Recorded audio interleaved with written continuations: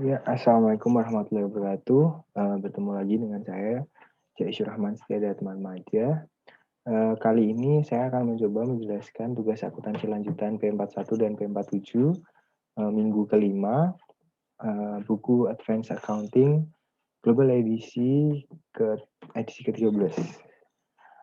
Kita langsung saja P41. P41 ini PM Corporation membeli 75% di saham Disan sebesar 4.800.000 pada Januari tanggal 1. Lalu di sini diberikan Sun Stockholders Equity-nya. Lalu di sini dijelaskan bahwa excess fair value of net asset acquired were assigned 10% under value, 40% under plan asset.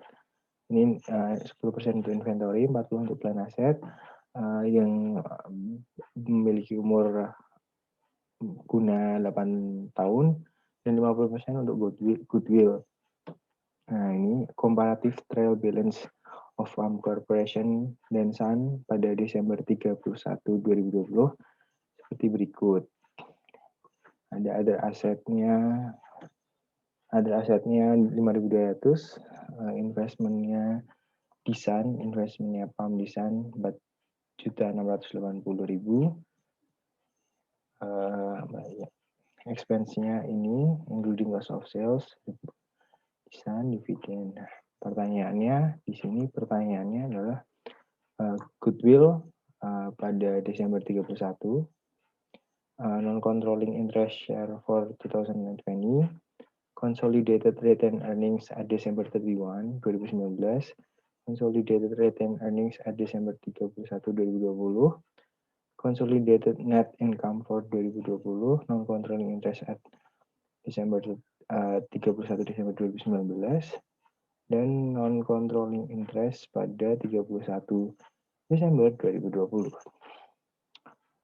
Oke. Kita lihat di sini. Kita tahu tadi investment di Sun itu 75% seharga 4.800.000. Lalu book value yang diakuisisi 4.800, ya 4.800 dibagi 0,75. Di sini kita tulis nolnya di ringkat bu. Jadi ini 6.400.000, book value of Sun-nya 4.800.000 atau sisanya 1.600.000. 1.600.000 ini dialokasikan ke 10% inventory, 40% plan asset yang 8 tahun, usefulnya 8 tahun, 50% untuk goodwill. Goodwill-nya Desember 31, 2020 amortize sebesar 800. Nah, non-controlling interest share for 2020, net income-nya tadi 2 juta, sales dikurangi 1.200.000 yang expense 800. Nah, amortisasi of excess-nya kan plan asetnya 640 dibagi 8, ini 80 dikurangi sisa income-nya 720. Saham sisa 75 ini 180. Nah, nomor 3, consolidated earnings ini sama dengan PAM sebesar 3.340 retained earning-nya. Kalau consolidated earning Desember 31, 2020 itu tadi retained earning-nya 3.340 ditambah PEMS net income untuk 2020-nya sebesar 2.170. Lalu PAM dividends untuk 2020 sebesar 1 juta. Nah, consolidated earnings-nya ada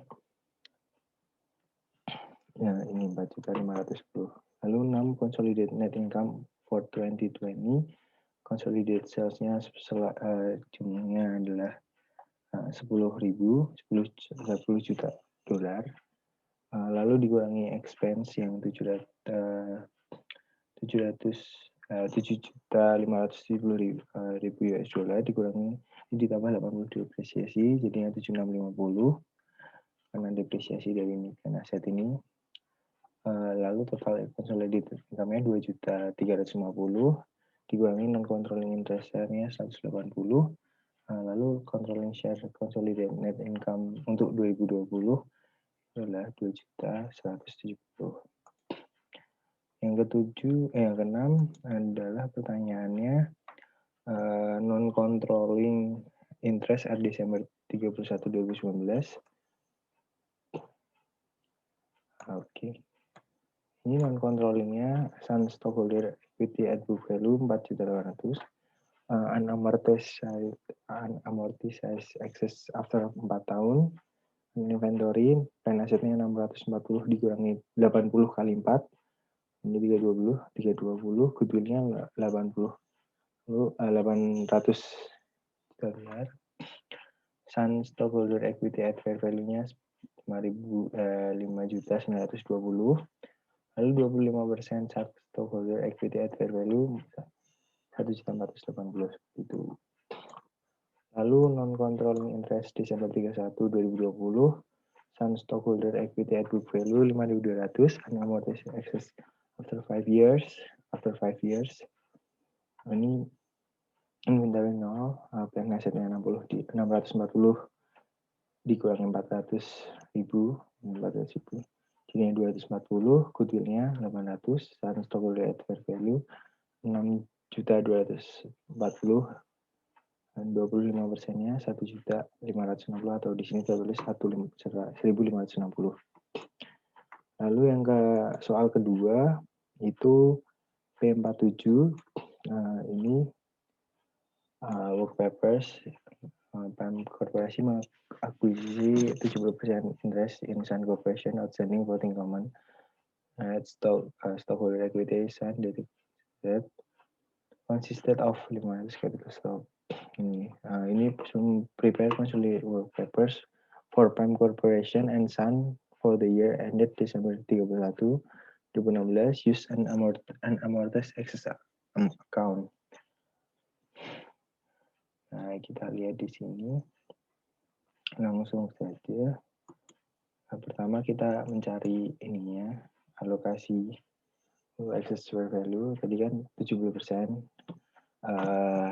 pada Januari 1 Januari sebesar 490.000 US dollar secara cash. Implied fair value of Sun-nya 490 dibagi 70%, yakni 700. Lalu dikurangi book value of Sun-nya 600, sehingga excess fair value-nya 100.000.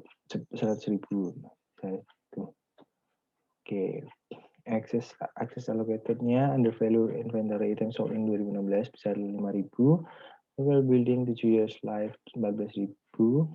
Under value equipment-nya 3 tahun masanya 100.